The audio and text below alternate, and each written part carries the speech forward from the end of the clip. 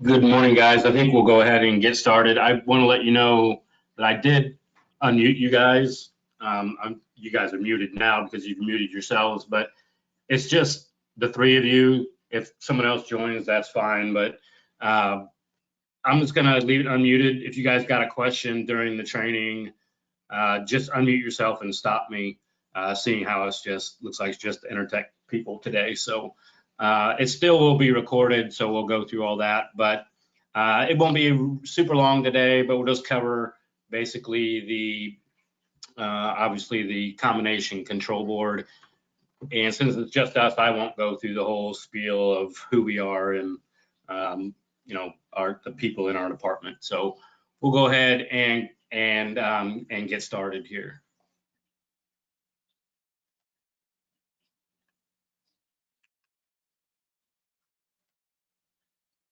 So on the combination board here, it is basically it's going to decide what the unit's going to do. Obviously, the combination unit, it does the forced air and the hydronic. So hang on 1 second for me. Sorry about that. I just want to make sure you guys were seeing my screen correctly. So basically, it's the traffic cop in the circuit. Sorry, my cat was getting a little annoying.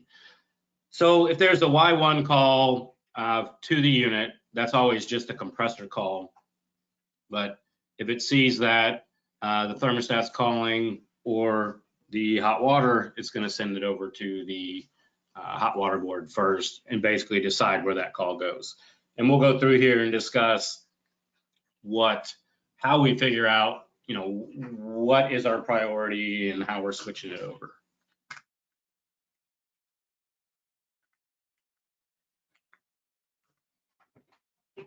So in forced air, basically you've got a Y1 and a G call coming into the unit here on the combination board. So it's not actually coming in the top there. It's actually coming in on the side of on the left side of the combination board. You've got O, W, G, Y1, Y2, HW, which is your hot water call, and common. And so those are all your inputs into the board from either the thermostat or obviously here we're showing the HSS buffer tank package, but basically your aquastat call. The top is all your outputs.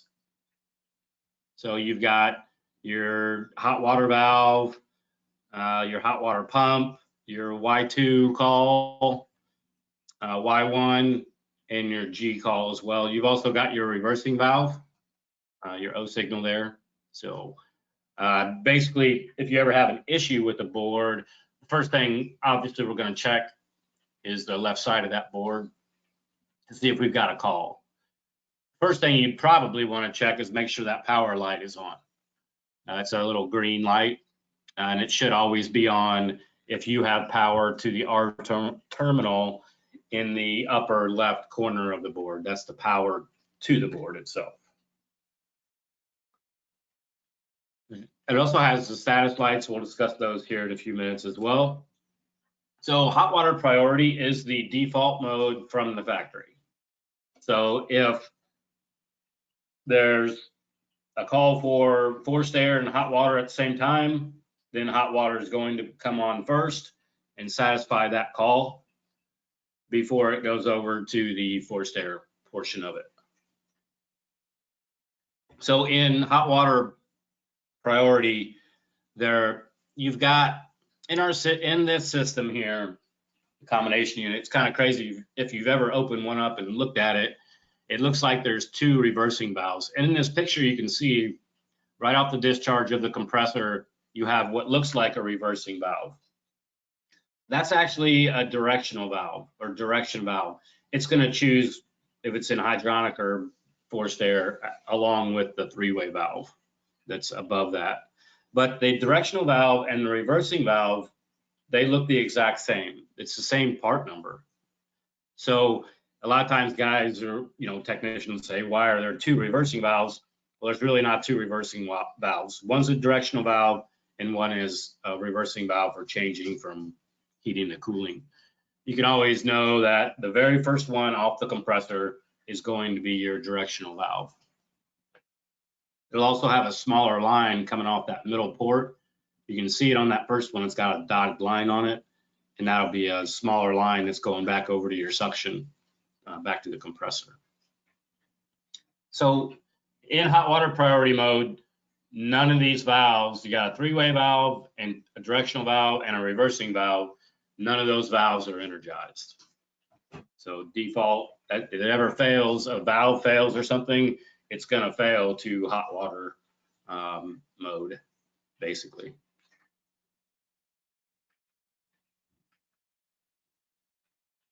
You can have hot water priority with electric heat as a setting. So it'll run hot water as well as run your fan. And if you've got backup heat of some sort, if you had, a backup boiler or something like that, you can use it as well. But it will run electric backup if you set it up that way.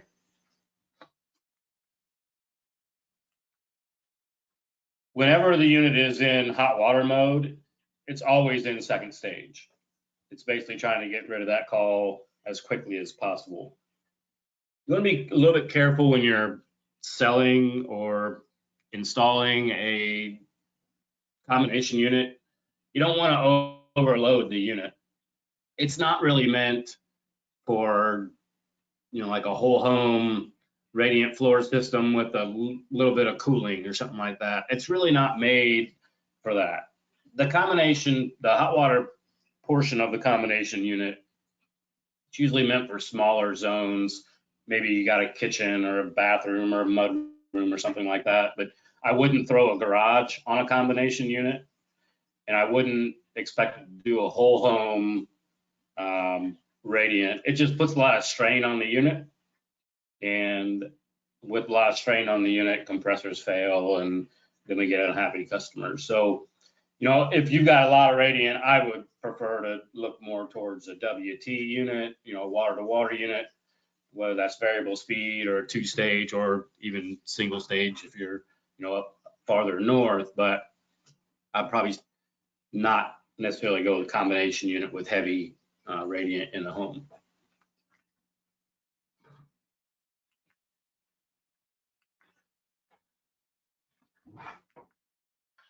Forced air priority mode is just that. It's going to run your forced air before it, before it takes care of your hot water. So you kind of got to look at what you have going on in the home to decide whether you want it to be forced air priority or your hydronic mode. So if you're just trying to do a lot of, maybe just a little bit of cooling and they've got radiant, then obviously I would go with hydronic heating mode would be my priority. But if they're just doing a little bathroom, I would think that the rest of their home with the forced air would be the priority. So you can do forced air priority in heating. You can do hot water priority with electric backup. We do have shared priorities, and we'll talk a little bit about that here in just a minute when I show that chart we've got for setting up the dip switches on the combination board. But basically, forced air priority and cooling mode, obviously your reversing valve is going to be energized, and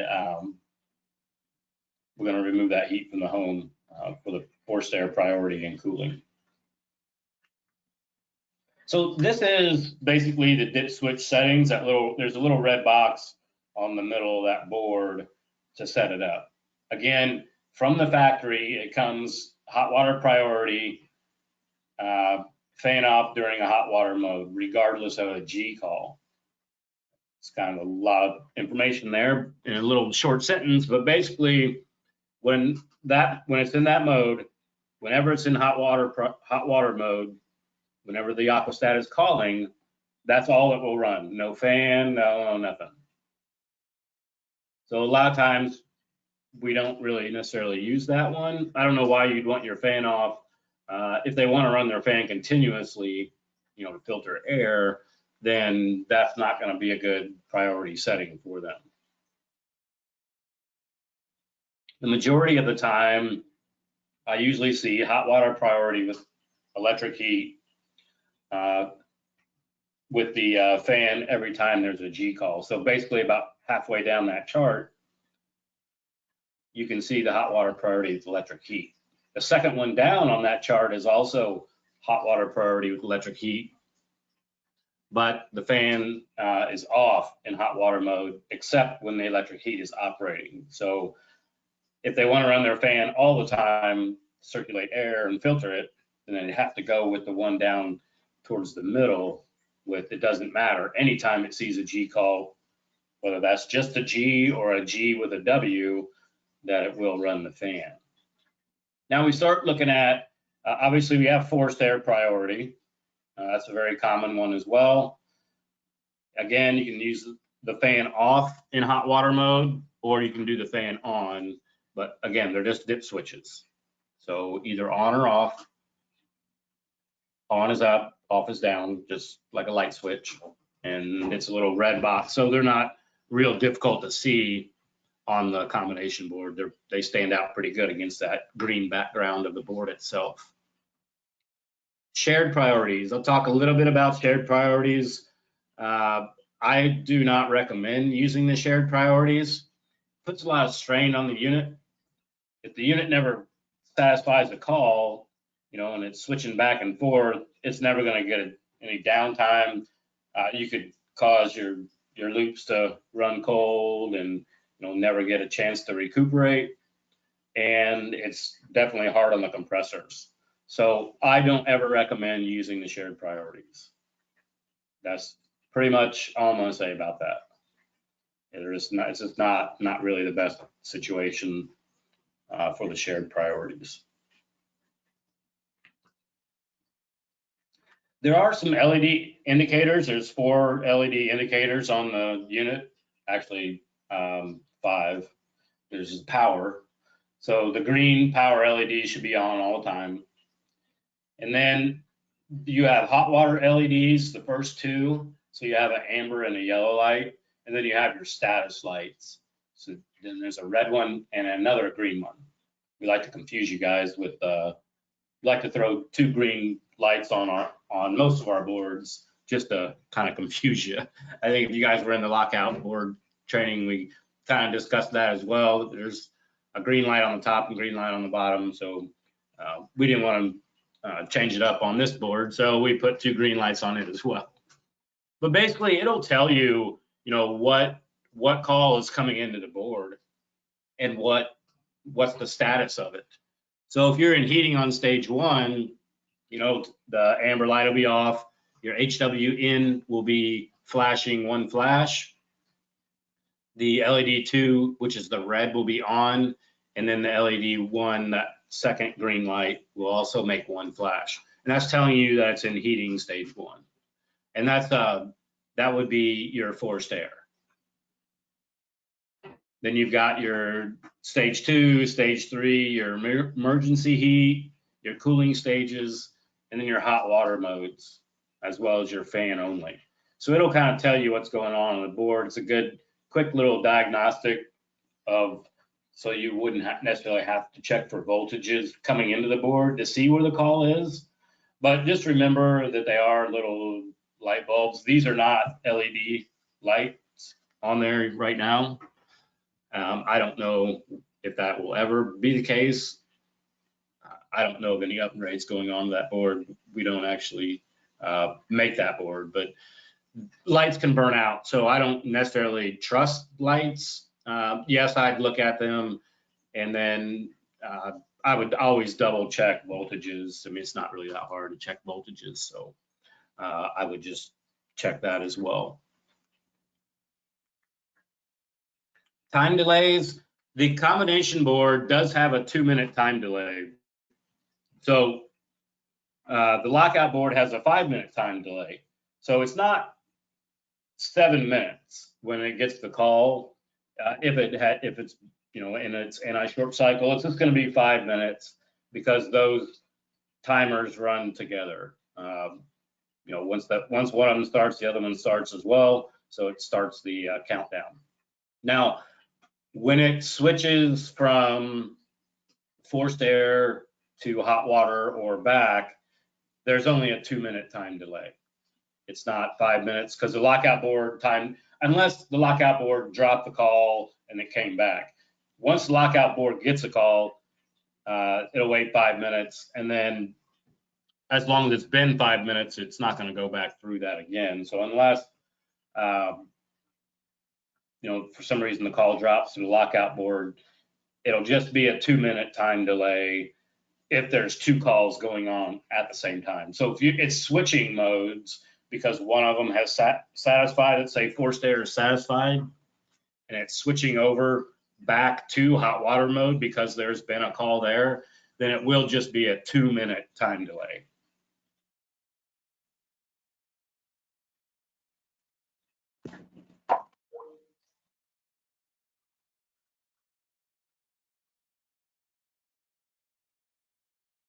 Sorry. Let me go back here. Sorry about that. I want to go back. I'm going to skip out of this real quick, and I want to see if I can find that wiring diagram here and talk about the unit itself.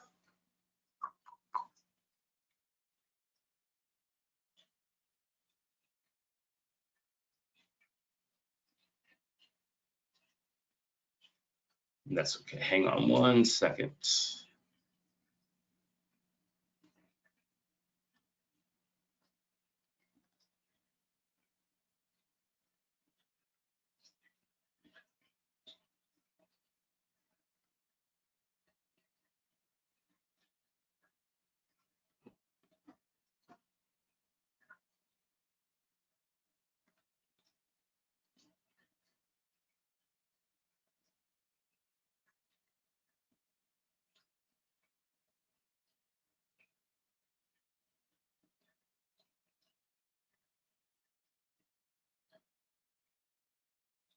See if we got a wiring diagram in here. We'll take a look at that real quick and talk a little bit about that. Nope.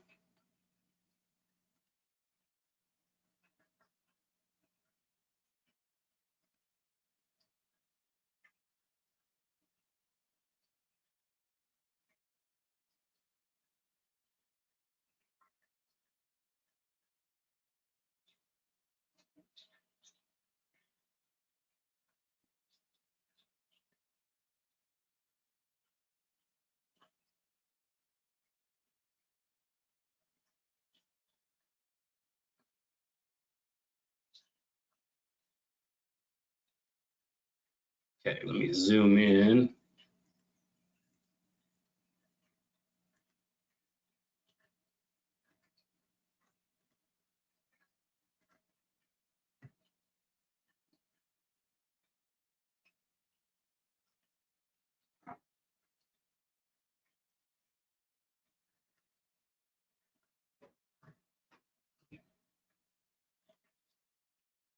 Okay, so hopefully you can see this. I know there's a lot going on in this unit here, but basically you guys kind of probably have seen these before, these thermostat connections.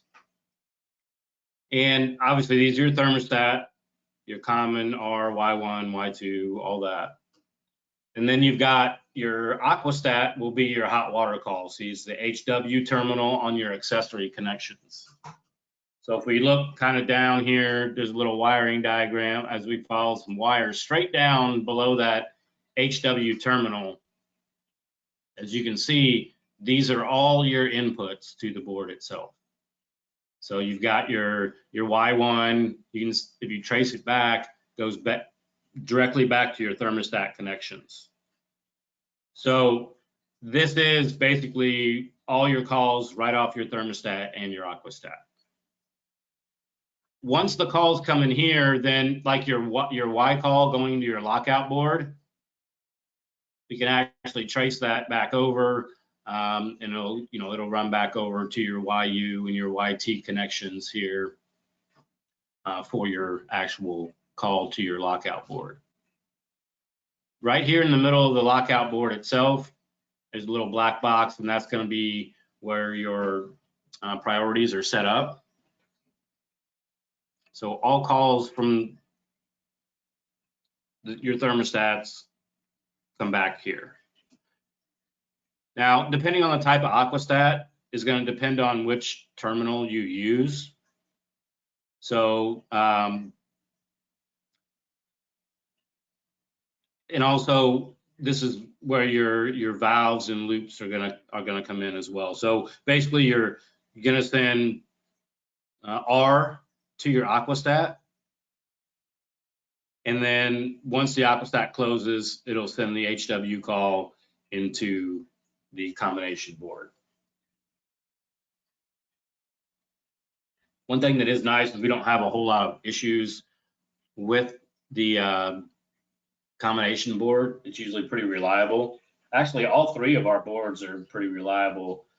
And I think probably the combination board is the most expensive of the three, but I'm not really positive on that. But it's still, I would say, under 50 bucks if I had to kind of guess. So it's definitely a lot easier to diagnose and troubleshoot and replace just one of these boards. I would be careful if you have a board that's been smoked, you know, the technician let the smoke out, can't get it back in. If it's shorted out, be careful. Make sure you always check this fuse on the ECM board, make sure it's good. And then if the fuse on the ECM board is good and there's a short on the hot water board or the combination board, I'd probably recommend putting a fuse in the R at the board in the upper left corner for troubleshooting. That way, when you put that new board on there, you know it's not some wire somewhere that's causing the short and is going to short the new board out. So that's one thing I would always look at, is if this board ever does short out, make sure you check the 3 amp fuse on the ECM board and kind of go from there. The only thing that I really don't see a whole lot of these boards come back. And when I have, it's been more of a, you know, a relay holding a call out. And it seems like the only relay that I've ever actually seen was the O going to the reversing valve. So, but not saying that they don't fail, but we've had pretty good luck with that. So again, combination board just is going to receive the call and decide where the call goes depending on your priority setup. Again, I would stick with forced air priority, fan every time there's a G call, or hot water priority with electric backup heat. Now, for some reason, they have a gas backup. I don't know how that would really work, but you could always play with that and use that as well. But I would stick with the electric backup fan anytime that there's a G call.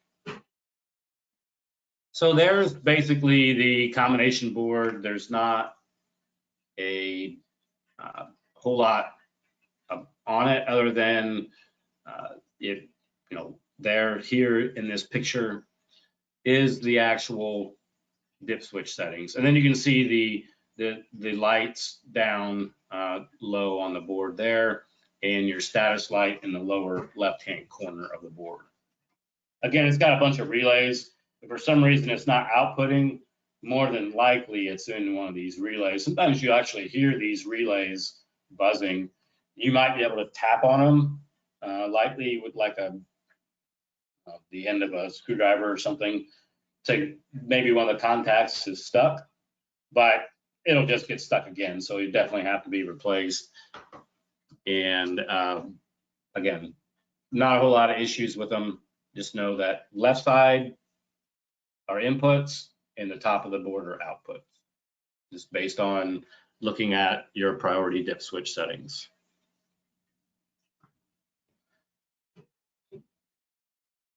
I think that's basically it on the combination board. If there's any questions, we do have a video. This one is the lockout control video, but we do have the combination board as well. We have a new online video library. if you go to enertechusa.com and click on Enertech University, what'll pop up next is either the curriculum or online video library. All these webinars are being downloaded or uploaded to our YouTube page. So like this afternoon, today's will be uploaded and to our YouTube page. That link on the Enertech USA will link it to the YouTube channel. So this video is on there. There's all the webinars for the solar that we've been doing, all the webinars, you know, for this geo, and there's also some troubleshooting videos on there as well. You know, the TXVs, the reversing valves, compressors, all that kind of stuff. So definitely check out the videos. If you've got some dealers out there that are looking for trainings, you can point them there, or, you know, if they want to do a personal webinar, let me know. We can definitely do that. So with that, I'll open it up to, you know, any questions you guys might have. But this one's a little bit short, which I don't know, you guys might be glad, but feel free to ask any questions on the combo board.